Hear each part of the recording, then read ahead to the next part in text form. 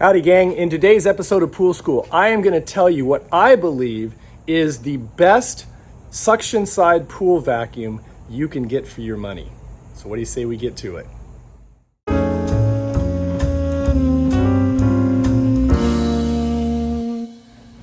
Alrighty, before we get started, I want to thank you once again for watching this video. Remind you to like it if you do, subscribe to my channel if you've not done so already, and please share my channel with everyone you know who owns a pool.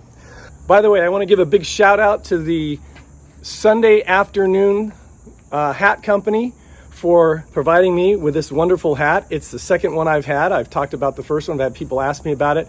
So I told them I really like their hat. They sent me a new one. They also sent me two, which I gave away in a contest. So congratulations to the winners of that contest. I hope you're enjoying your hats. And if you want a hat like this, I've put a link to Sunday Afternoon's website in the description of this video. So I put two links. One is to their actual website. The other is to the website for this particular hat. Same website, but just the page has this hat, which is the adventure hat. So if you want to get one, feel free to pick one up. They're pretty good. They last a long time, and I really love it. All right, so a couple things about pool vacuums. First of all, the criteria that I have for choosing what I consider the best pool vacuum, and I have seen a lot of them. Okay, first of all, suction side. We're talking about a suction side vacuum. That means that it's sucking. It's on the suction side of the pool system. It's not on the return side like a Polaris that actually blows water. I'm not a fan of those. If you have one, I wouldn't revamp everything, but I'm talking about a suction side vacuum, okay? And it stays in your pool 24 hours a day, 7 days a week, and it runs basically when your system runs. So the criteria, number one, cost. All right, I'm looking at something. What is the and there's pretty much a price point for most vacuums that is similar for most of the typical suction side ones. All right, so cost is one. Second, this is important, moving parts, all right, such as gears and teeth and all these kind of funky things. All right, I want as few moving parts as possible. I'm very much one person that likes the idea of keeping things simple. And also, I want to look at longevity, warranty, and lastly, ease of repair, because if you've got a pool, you've got your stuff sitting in a corrosive environment of water and chlorine and acid and chemicals, and so it's going to wear out eventually. So we want something that's easy to repair and the parts are easy to replace. So those are my criteria for vacuums, and I will tell you now what the winner is. And there it is, folks, my absolute favorite pool vacuum, and in my opinion, the best vacuum on the market today for the money and ease of operation and fewest moving parts is the Zodiac Barracuda G3. There it is in the pool in all its glory, and it's, again, kind of cool looking. Looks like a manta ray, but I actually like it. Some people don't, but that's pretty much the vacuum. This one has, if you notice where the hoses connect, it has a little ring, that blue ring, right? That big blue ring to the left, right? I'm gonna try to point it, that right there, okay? That is just basically a step ring. And so it sometimes vacuums hit steps and they get hung up. So that ring allows it to not get caught on the step. But most of the pools that I have these in don't need the ring. It comes with it. But that is the vacuum that I love. I'm gonna pull it out so you can take a look at it up close. So there it is, folks. That's the Zodiac Barracuda G3 suction side vacuum. By far, in my opinion, after doing pools for nearly 20 years now, it is the best vacuum I know of for the price and all the criteria that I listed earlier. And I'm gonna pop it back in the pool and put it into action so you can see what it does. So there it is in action. And if you can tell, it kind of does this jumping thing. If you look at the hose, you can see the hose bouncing, all right? And I'll show you in a little bit in this video the part that does that. There's a diaphragm inside there, and it's opening and closing with the suction, and then it's just kind of scooting along the bottom of the pool. and it will climb the walls. It will go about 1/3 of the way up the walls. If you increase the suction more, it might come out of the pool, so you have to adjust it, obviously, but that is the vacuum. Alrighty, I just really wanted to go over quickly, now that you've seen my favorite vacuum, basically the parts of the Zodiac Barracuda G3, all right? So it really consists of what you see right here, okay? The biggest thing is the body. This is the vacuum body right here, okay? And that's usually the part that if you come to a place where that is worn out, and this one's really, really old, I'm just using this as an example.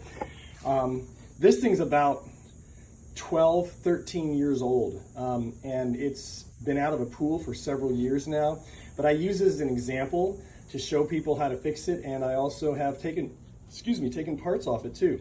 But anyway, this is the body of the vacuum, and when that usually wears out, then you know it's probably time to get a new vacuum and just replace the whole vacuum, because at that point you're going to start to get into cost. But these are your basic parts. So you've got the body, you've got the blue fin disc right here, and you can get aftermarket ones of these that are even cheaper than the Zodiac brand, and they hold up great, okay? There is the yellow foot pad, and you notice these little grooves in here, okay? Those are important. As the vacuum goes across the bottom of the pool, those will start to, just by friction, and they'll start to wear, and eventually these will disappear and these will become one flat piece. And at that point you want to replace this. And I did a video on replacing both of these, so I'll put a link to that in the description of this video. Also, this right here, this is basically the footer base. So this base pad, and again I talked about that, fits into the body, and that's what holds this on.